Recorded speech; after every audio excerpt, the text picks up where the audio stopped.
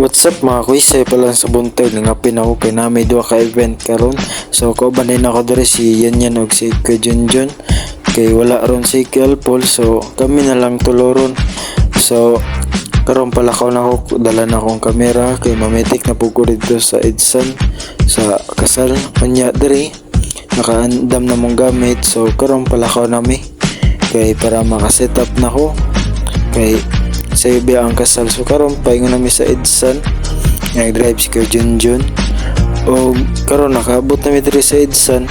So wala na kay ko ka video sa mong pag setup sa mga speaker kay na busy ko.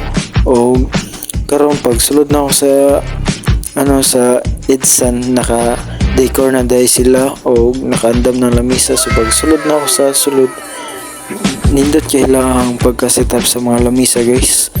Unya sa pag-decor guys, nindot pud kayo.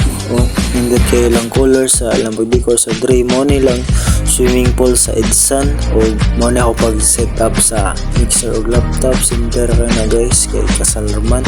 So indoor pa jud nya pagsulod na ako diri sa balik na may mga kuan pagkaon niya na ning pula ning ginasudlan og kwarta.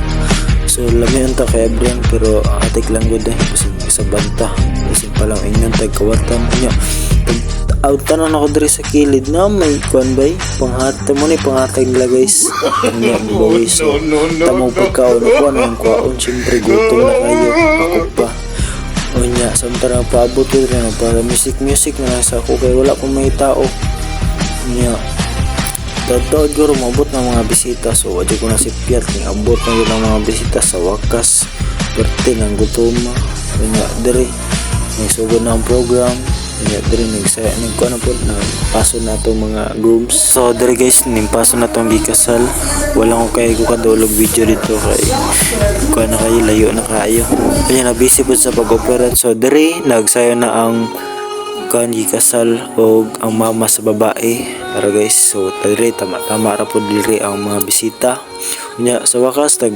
sayo na jud ang mag-couple nya diri ra tataman kay umubo ra ni na video. So salamat sa iyong pagtan-aw.